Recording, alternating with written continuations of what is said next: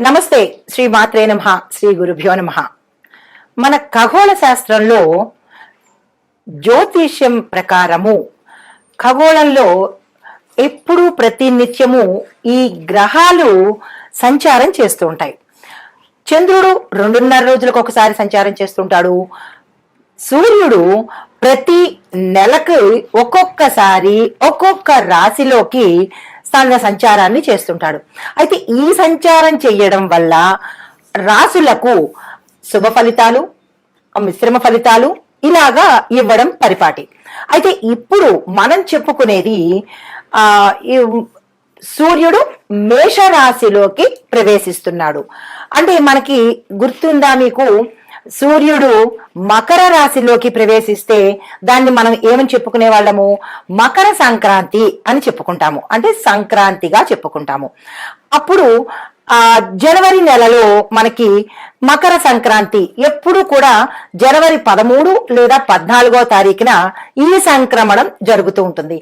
అలాగే ఇప్పుడు మనం ప్రస్తావించబోయే అంశంలో సూర్యుడు ఏప్రిల్ 13 నుంచి లేదా 13, 14 ఈ 2 దినాలలో ఏదో ఒక రోజు, అంటే 13 నుండి 14 ఇలాగా అంటే గ్రహ గతులు మారినప్పుడు సమయం కూడా మారుతుంది.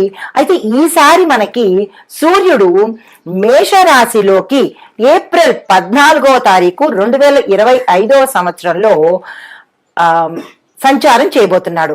అయితే సూర్యుడు గమనము మనకి నెలకి ఒక్కొక్క రాశిలోకి వెడుతుంటాడు. చంద్రమాన ప్రకారము మనకి అంటే ఒక గణన లెక్కించడం జరిగితే సౌరమానం ప్రకారము మనకి ఇది కొత్త సంవత్సరం కింద లెక్క అవుతుంది అనమాట. మనకి 2 మానాలు ఉంటాయి, ఒకటి సౌరమానము, రెండవది చంద్రమానము. ఇప్పుడు మనము సౌరమాన ప్రకారము సూర్యుడు మేషరాశిలోకి ఏప్రిల్ 14వ తారీఖున వచ్చినప్పుడు ఇది కొత్త సంవత్సరంగా మనం పరిగణిస్తాము. అయితే దీనిని మేష సంక్రాంతి అని పిలుస్తాము. అప్పుడు మకర సంక్రాంతి అని ఎలాగనే వాళ్ళము, ఇప్పుడు మేష సంక్రాంతి అని పిలుస్తాము. అయితే ఈ మేష సంక్రాంతి ప్రత్యేకతలు ఏమిటి, ఎంతకాలం ఉంటాడు? ఈ సూర్యుడు మేషరాశిలోకి వెళ్ళేటప్పుడు అతని స్థితిగతులు ఎలా ఉంటాయి? ఉచ్చస్థిత, సమస్థిత, నీచస్థిత, అలాంటివన్నీ మనము ఇప్పుడు పరిశీలన చేద్దాము. అయితే భారతీయ జ్యోతిష శాస్త్ర ప్రకారము ఈ రోజు చాలా అత్యంత ప్రముఖమైన రోజు అన్నమాట. సూర్యుడు మేషరాశిలోకి రావడము అత్యంత ప్రముఖమైన రోజు, శుభప్రదమైన రోజు అన్నమాట. అయితే ఈ మేషరాశిలోకి సూర్యుడు ప్రవేశించడం వల్ల అది తన సొంత ఇంట్లోకి, అంటే ప్రథమంగా మనకి మేషం నుంచి 12 రాశులు మీనంతో సరి అవుతుంది అనమాట. మళ్ళా తిరిగి గ్రహ గమనము మేషం నుంచి మొదలవడంతో కొంతమందికి శుభ ఫలితాలు, కొంతమందికి మిశ్రమ ఫలితాలను ఇస్తుంటాడు. అయితే ఇప్పుడు మనం ముందుగా ప్రధానంగా ఈ మేష సంక్రాంతి సమయానికి గ్రహస్థితులు ఎలా ఉన్నాయి అంటే కనుక సూర్యుడు మేషరాశిలో ఉచ్చ స్థితిలో ఉన్నాడు, బృహస్పతి కూడా మేషరాశిలోనే ఉన్నాడు, శని కుంభరాశిలోను, కుజుడు మీనరాశిలోను, రాహువు మీనరాశిలోను, కేతువు కన్యరాశిలోను సంచారం చేస్తున్నాడు. ఈ సూర్యుడు ప్రప్రథమంగా చెప్పుకోవాలంటే మేషరాశిలోంచే తన గమనాన్ని సౌరమాన ప్రకారంగా ఇస్తున్నాడు, సంచరిస్తున్నాడు. కాబట్టి దీనికి ఉచ్చ స్థితిలో ఉన్నాడన్నమాట. ఆ ఉచ్చ స్థితిలో ఉండడం, ఎప్పుడైతే ఉచ్చ స్థితి, హై రేంజ్, ఎనర్జెటిక్ గా ఎప్పుడైతే ఉంటాడో అతని నుంచి వచ్చే ఫలితాలు కూడా మేషరాశి వారికి విశేషమైన ఫలితాలను ఒక్క నెల రోజుల పాటు ఇవ్వబోతున్నాడు.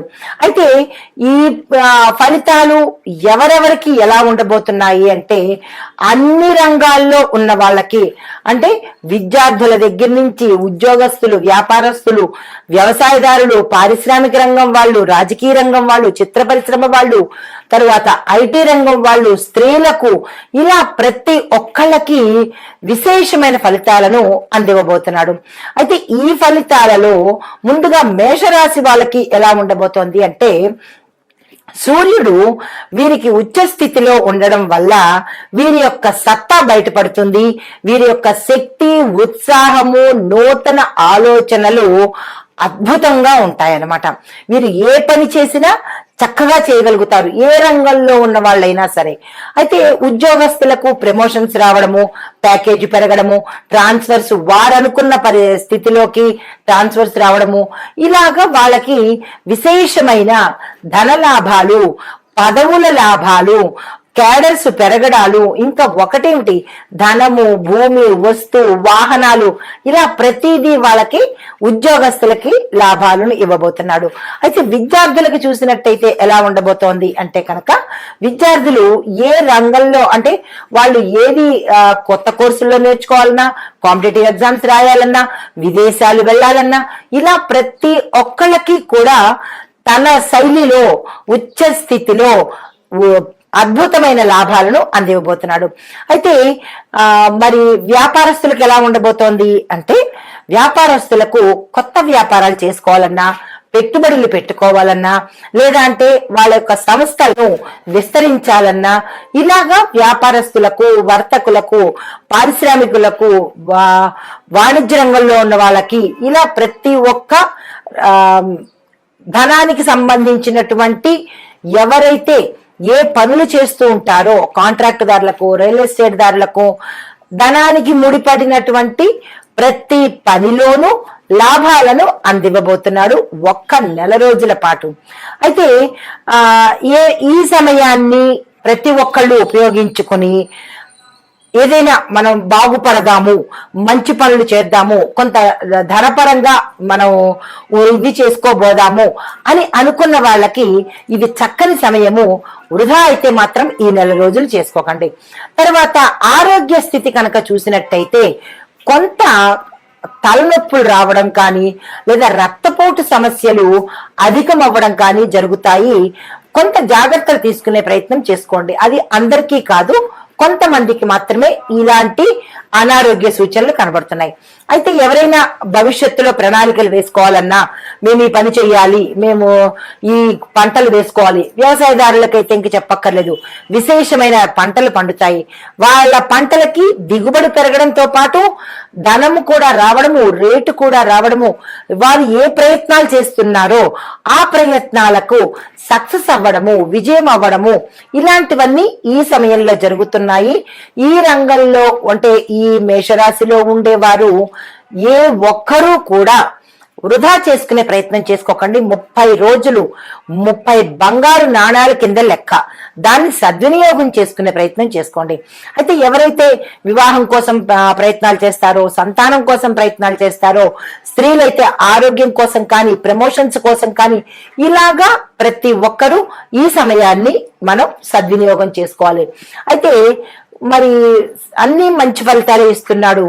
కొంతమందికి ఇది గోచార రీత్యా కాబట్టి, కొంతమందికి వాళ్ళ వ్యక్తిగతంలో మాకు ఇబ్బందులు ఉన్నాయి ఇలాగా అని మీరు బాధపడినట్టయితే కనుక మీరు ఆదిత్య హృదయాన్ని, అంటే సూర్యుడికి అత్యంత ఇష్టమైనది ఆదిత్య హృదయము, దాన్ని కనుక పారాయణ చేసినట్టయితే కొంత అంటే సానుకూలంగా వచ్చే అవకాశంతో పాటు ఆదివారం నాడు, అంటే ఈ నెల రోజుల్లో మనకి 4 ఆదివారాలు కానీ లేదా 5 ఆదివారాలు కానీ వచ్చినట్టయితే, ఎన్ని ఆదివారాలు వస్తే అన్ని ఆదివారాలు ఆదిత్య హృదయాన్ని తప్పనిసరిగా పారాయణ చేయండి.